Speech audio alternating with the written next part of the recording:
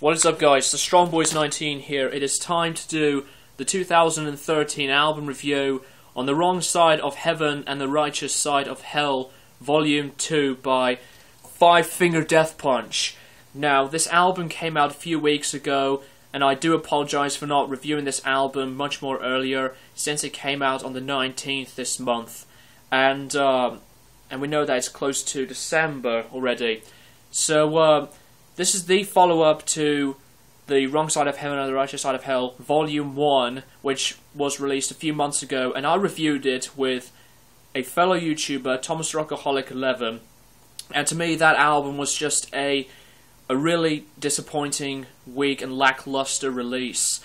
So when I heard some of the reviews from some of my other favourite reviewers, Iron Metal 222 and Chainsaw, and all that stuff, they were more positive on this album, but I wasn't really looking forward to this album, so I checked it out, and to me, it's pretty much, close to be the same as Volume 1, if you ask me, and it's just my whole opinion. However, this album is just a little bit of an improvement than the first one. It's not a really terrible album, but to me it's just another really big hit or miss, mediocre release from this band. And this album is 40 minutes long, and Prospect Park is the label for this album, like Volume 1, and Kevin Churko is the producer on this album, like Volume 1. So, yeah. And it has 12 tracks, and the only songs I do like on the album are the songs Here to Die, Wait Beneath My Sin, Battleborn, The Agony of Regret, and Cold. And this album continues to be pretty much like the same sounds as Volume 1, and this album features their cover of House of the Rising Sun, which was originally done by the 1960s band The Animals. So yeah, like I said, this album was just hit or miss, and I wouldn't really listen to this album a lot. I mean, consider that I did not like Volume 1 that much, but I gave this album a shot with an open mind, by the way. I don't listen to albums with a close mind, so I think that's just dumb to listen to an album from a band that some people hate with a close mind just to trash on it. Well, I'm not like that, so I just listen to these albums with an open mind, and this is my own thoughts and review of this album. So yeah, let's talk about the songs I do like on the album. Here to Die and Wait Beneath My Sin. I'll get to the others in a minute. Those two songs are really good first tracks on the album, and they do really have the not only the aggression, but they're still catchy, and they're just really easy to follow, and you can really follow the pieces together, and you'll never know what's going to happen from those songs when it comes to the catchy verses and the pretty cool choruses. And to me, those songs really do quite stand out from this band. And another song I mentioned, Battleborn.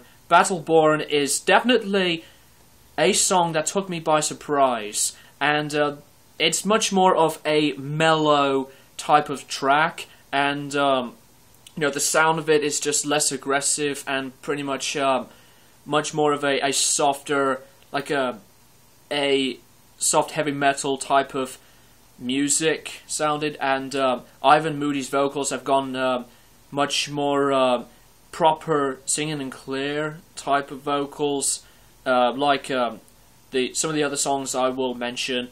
So yeah, and The Agony of Regret, which is a nearly 2-minute instrumental. I really do like this quick instrumental, actually, and it really does have the uses of acoustic guitars, and I just really do love the sound of it, and it just sounds really good stuff, and they just sounded very soft and calm to listen to. And the last song that I liked, I'm going to talk about right now, is Cold. Cold is, in my opinion, the softest Five Finger Death Punch song I've ever heard from them.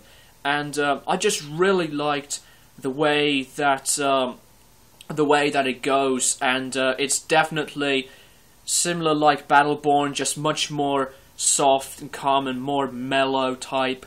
And that song really reminded me of some of these songs from Stone Sour's album House of Golden Bones Part 2. And it really caught my attention, so I was just pretty much surprised by this track, like Battleborn and the other songs I mentioned. So, yeah. Well, like I said from my review of Volume 1, we do know that Five Finger Death Punch have their own talent, and it's really up to them if they really want to make a different move or direction to their music from their career, and it's just their choice, and we cannot make them stop of doing that. So it's just their choice, not ours. So yeah, as I said, they do have their own talent, and they can just do whatever they want. So the production is pretty much the same sounds as Volume 1.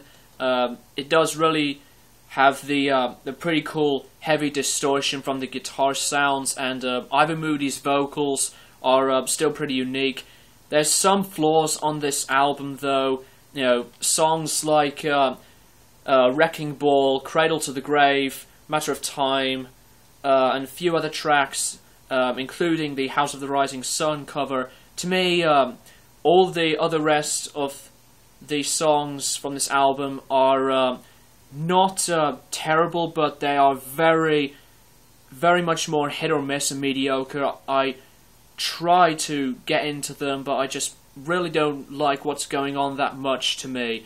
Some of the songs, they can be a bit repetitive, and even some of the lyricism can be still a bit more generic like Volume 1. But the good thing is it has less of the repetitive swearing on this album, because Volume 1 had tons of repetition on the swearing, and that was just too much, and it was just awful.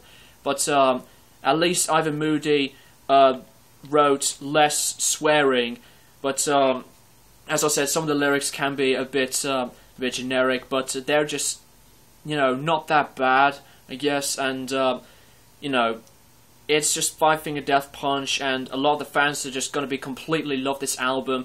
And you know, as I said from my review on Volume 1, that they're going to trash Volume 1 to pieces, and I've seen a couple of dislikes as well, and I don't know if they're going to be, you know, trashing this review to pieces, but as I said, this is my thoughts and review on the album, so we've got to accept that. But some people are just close-minded and not going to understand that entirely. So overall, The Wrong Side of Heaven and The Righteous Side of Hell Volume 2 is just, you know, not a really bad album, but it's just much more mediocre.